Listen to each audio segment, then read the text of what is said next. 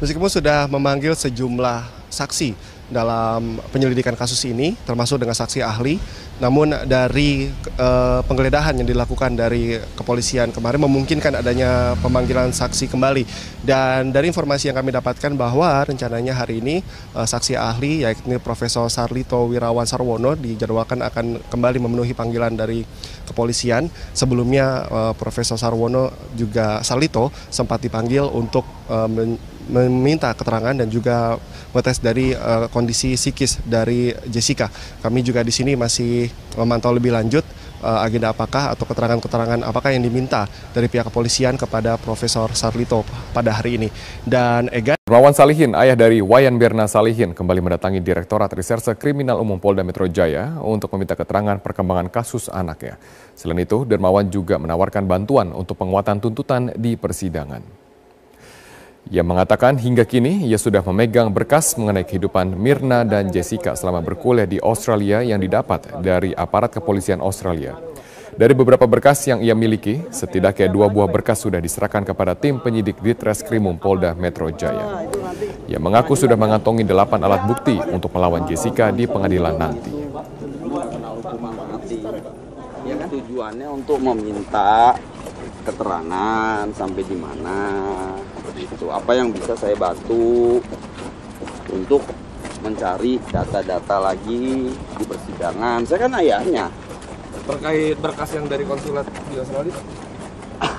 Kan saya tuh ngomong nanti deh, nggak usah ditanya lagi, itu nanti di persidangan aja dibuka. Ini langsung dibuka di sidang ya, Pak? Ya. Nggak dikasih ke... Tapi ada data karena itu data yang sangat vital ya. Jadi nanti aja deh. Bung, bersama kami ada pengacara dari Alex Usman, yakni Zul Armain Aziz. Selamat malam, Pak Zul. Selamat malam. Ya, Pak Zul, tadi persidangan yang hari ini menghadirkan Gubernur DKI Jakarta Basuki Cahayapurnama dengan segala tanggapannya sebagai saksi. Bagaimana Anda melihat pernyataan-pernyataan Ahok hari ini? Saya kira begini, saya tidak akan memberikan statement untuk itu, karena kan saya melihat hasil persidangannya ini tadi sudah cukup bukti bahwa itu kan bisa untuk pembelaan kami nantinya gitu loh. Kalau seandainya saya mengkritisi apa yang dikatakan oleh Pak Ahok, nanti sudah terbukkan dong apa yang menjadi menjadi pembelaan kami nantinya gitu loh. Jadi intinya bahwa kita terima kasih bahwa Ahok sudah datang, sudah menjelaskan kasus posisinya, nah itu akan kita analisa gitu loh. Jadi saya anggap bahwa gentle Pak Gubernur DKI datang itu untuk menjelaskan permasalahan itu. Oke. Kemudian Pak Zul, Anda juga sempat dulu mengatakan ketika Alex ditetapkan sebagai tersangka bahwa akan membongkar kasus UPS ini jika diperlukan, menyeret nama-nama. Gimana? Dulu Anda pernah menyatakan ketika Alex Usman dinyatakan sebagai atau ditetapkan sebagai tersangka, mengaku akan membongkar kasus UPS ini sedalam-dalamnya seperti itu. Nah, kita kan akan menyeret beberapa nama. Nah, kita semuanya kan kita sudah beberkan di pemeriksaan di kepolisian. Sekarang kan tergantung dari pihak penyidik mau dikembangkan atau bagaimana, kan kita sudah membuka. Toh kita tidak akan membuka di media, tapi kita membuka di berita acara kan sudah jelas bahwa aktor intelektualitas dari perkara ini kan ada, bukan hanya Alex klien saya kan, kalaupun klien saya dinyatakan salah gitu loh. Tapi aktor intelektualitasnya sampai sekarang juga belum. Itu loh, itu yang kita minta, bahwa kita fair-fairan aja. Karena bagaimanapun ini tidak bisa berjalan sendiri ini perkara. Mesti ada aktor intelektualitas yang lain gitu loh. Nah, jadi kita membongkarnya itu bukan membongkar untuk memberitakan di media, tapi kita sudah memberikan kesaksian di kepolisian, memberikan keterangan di kepolisian. Nah, ini akan kita angkat lagi di pengadilan. Nah, silakan nanti majelis atau pihak kepolisian mana kira-kira yang terlibat juga, itu harus diusut dong, jangan cuma klien saya aja. Oke. Pak Zul, ditahan sebentar karena kami juga ingin melihat kembali. Ini ada pernyataan dari Ahok di persidangan tadi yang menyatakan bahwa dana UPS ini tiba-tiba muncul dalam APBD 2015 saat Ahok membaca visi misi dari DPRD DKI. Peraturan pemerintah.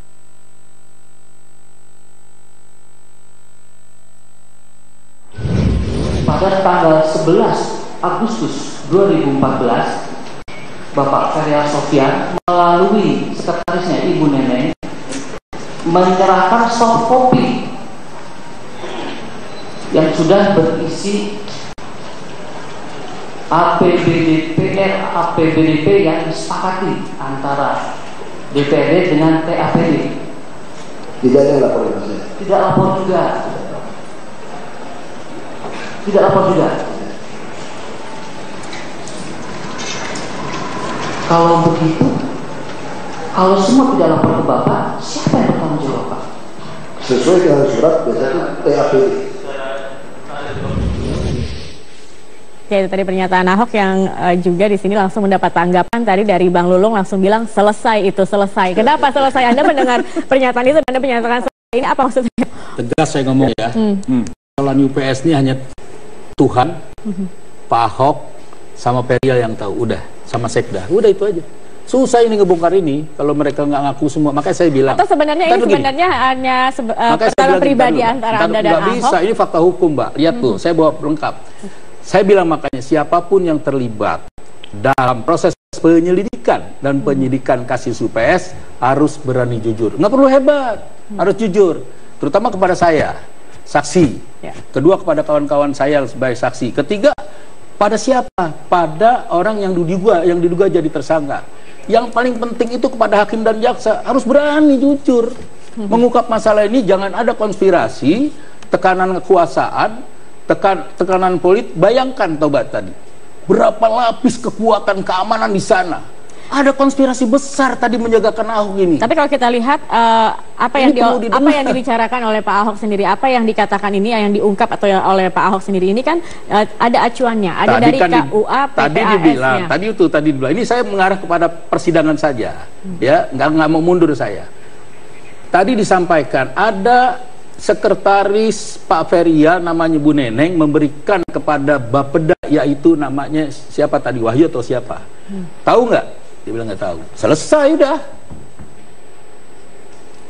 Selesai nih. Saya bilang makanya nih yang tahu Tuhan, Pak Ahok, Pak Feryal, udah.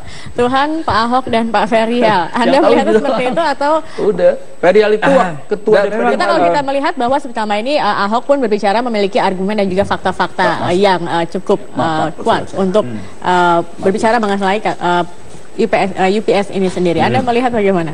Ya, seperti yang kami sampaikan tadi, pemain utama dari kasus ini itu harus ditetapkan dulu tersangka. Ya, pengusahanya nih, HL, yang saya sebut ya. Nah, kalau HL sudah ditetapkan tersangka, harusnya penyidik bisa menekan HL untuk menjelaskan siapa saja yang terlibat dalam proses ini dan siapa saja yang menerima uang dari dia, gitu, ya kan? Ini kan HL ini masih melenggang kemana-mana nih, ya kan? Kita juga nggak tahu apakah masih di Indonesia ataukah di luar negeri. Tapi sekarang kita nggak tahu ada di mana HL. Nah, untuk yang anggaran siluman, ini kan ada orang yang berusaha meloloskan anggaran ini dalam APBD perubahan, dan nampaknya itu melalui penyusupan melalui nomenklatur di Bapeda, begitu. Nah, ini pertanyaannya siapa yang memasukkan di sini, dan itu harus diungkap juga siapa orang Bapedanya. Siapa tuh yang kerjaannya mengutak-atik anggaran itu, yang kemudian meminta kepada gubernur, ini loh, tolong dimasukin anggaran, gitu kan? Yang Pak Gubernur bilang anggaran nenek moyang loh, begitu. Nah, itu harus diungkap siapa yang melakukan itu. Nah, dari situ akan terungkap apakah memang ini dorongan dari eksekutif ataukah dorongan dari legislatif. Ya, sejauh ini kan kita tahu ada dua-duanya, ya, dan dua-duanya itu selain karena mendorong itu juga dapat uang, ya kan? Eksekutifnya ada itu yang dapat uang, si legislatifnya juga ada yang dapat uang, kan begitu. Nah, pertanyaannya, uang yang ke eksekutif dan legislatif ini cuma dua aja yang menerima atau cipratannya itu banyak ke banyak orang, kan begitu. Cipratannya kemana saja nih? Mungkin Pak Zul. Nah, itu kita juga nggak tahu, kita juga bertunggu juga, dan tidak hanya dari AS. Ya, tapi dari HL. Baik. Bukan yang jelas bukan Haji Lulung kan. Dari HL gitu. Mau harus bicara tentang itu. Dan bicara memang anggaran untuk APBDP ini sendiri memang sepertinya sangat gampang sekali atau kurang pengawasan sehingga gampang sekali untuk disusupi. Makanya. Tetapi jawaban nanti Bang Febri, karena kita harus tidak dulu pemirsa. Kami masih akan kembali melanjutkan perbincangan ini tetap bersama kami di Prime Time News. Ke kasus lain, pasca penetapan Jessica Kumala Wongso sebagai tersangka kasus pembunuhan Mirna Salihin, tim penyidik Polda Metro Jaya belum mempertemukan Jessica dengan saksi Hani. Meski konfrontasi keduanya perlu dilakukan untuk menyinkronkan kesaksian sebelum dan sesudah Mirna meregang nyawa. Setelah menjalani pemeriksaan selama kurang dari 12 jam, Hani yang merupakan sahabat almarhumah Wayan Mirna Salihin keluar dari ruang pemeriksaan dengan ditemani. Klien saya kan kalaupun klien saya dinyatakan salah gitu loh. Tapi aktor intelektualitasnya sampai sekarang juga belum. Itu loh. Itu yang kita minta, bahwa kita fair-fairan aja. Karena bagaimanapun ini tidak bisa berjalan sendiri di perkara. Mesti ada aktor intelektualitas yang lain gitu loh. Nah, jadi kita membongkarnya itu bukan membongkar untuk memberitakan di media, tapi kita sudah memberikan kesaksian di kepolisian, memberikan keterangan di kepolisian. Nah, ini akan kita angkat lagi di pengadilan. Nah, silakan nanti majelis atau pihak kepolisian mana kira-kira yang terlibat juga. Itu harus diusut dong, jangan cuma klien saya aja. Oke. Pak Zul, ditahan sebentar karena kami juga ingin melihat kembali. Ini ada pernyataan dari Ahok di persidangan tadi yang menyatakan bahwa dana UPS ini tiba-tiba muncul dalam APBD 2015 saat Ahok membaca visi misi dari DPRD DKI.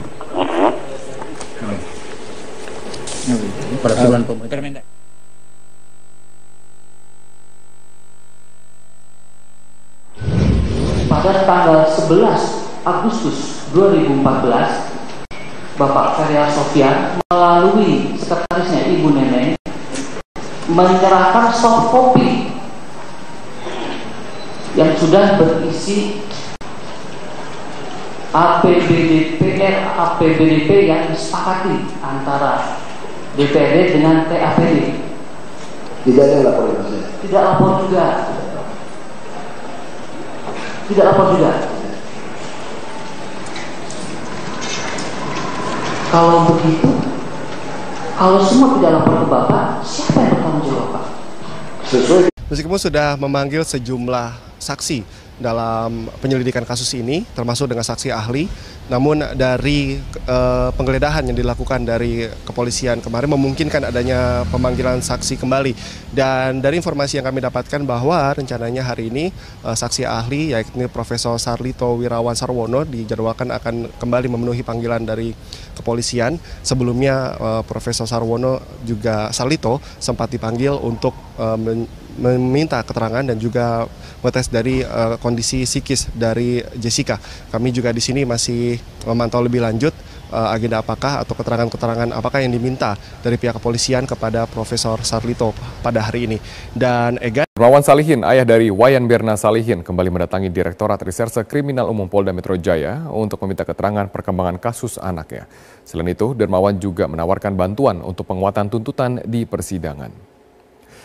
Ia mengatakan hingga kini ia sudah memegang berkas mengenai kehidupan Mirna dan Jessica selama berkuliah di Australia yang didapat dari aparat kepolisian Australia.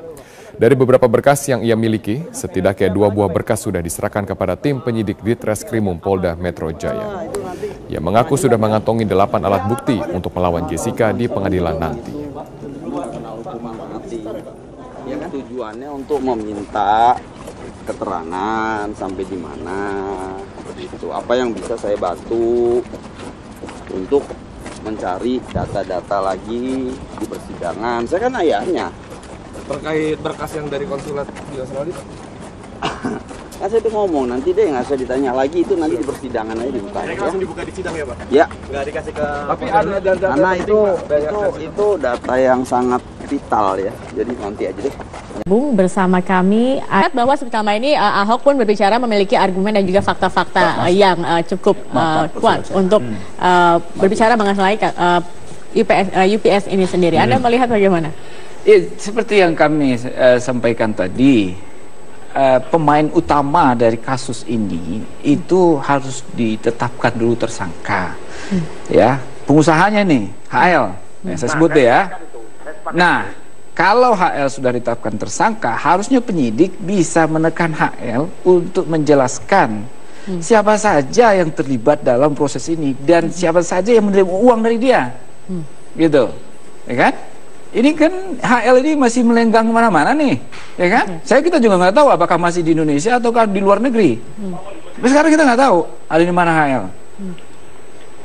Nah, untuk yang anggaran siluman, ini kan ada orang yang berusaha meloloskan anggaran ini dalam APBD perubahan, dan nampaknya itu melalui penyusupan melalui nomenklatur di Bapeda, begitu. Nah, ini pertanyaannya siapa yang memasukkan di sini, dan itu harus diungkap juga siapa orang Bapedanya. Siapa tuh yang kerjaannya mengutak-atik anggaran itu, yang kemudian meminta kepada gubernur, ini loh, tolong dimasukin anggaran, gitu kan? Yang Pak Gubernur bilang anggaran nenek moyang loh, begitu.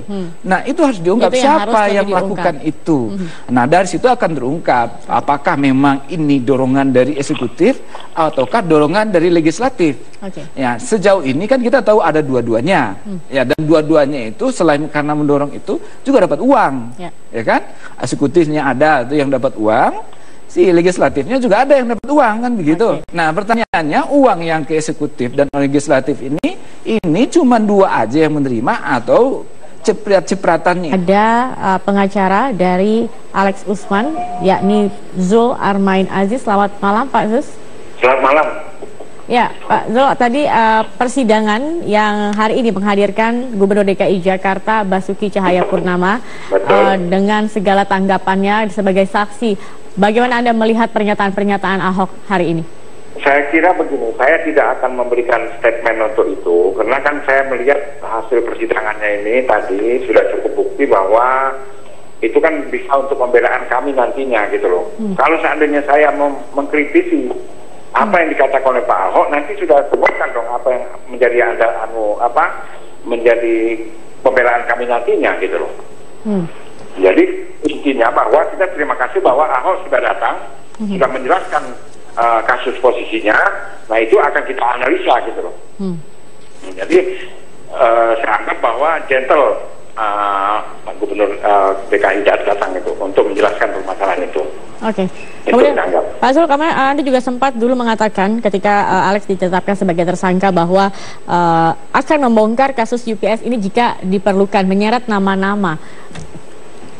Gimana? Dulu Anda pernah menyatakan ketika Alex Usman dinyatakan sebagai atau ditetapkan sebagai tersangka, mengaku akan membongkar kasus UPS ini sedalam-dalamnya seperti itu. Nah, kita kan akan menyeret beberapa nama. Nah, kita semuanya kan kita sudah beberkan di pemeriksaan di kepolisian. Sekarang kan tergantung dari pihak penyidik mau dikembangkan atau bagaimana, kan kita sudah membuka. Toh kita tidak akan membuka di media, tapi kita membuka di berita acara kan sudah jelas bahwa aktor intelektualitas dari perkara ini kan ada, bukan hanya Alex.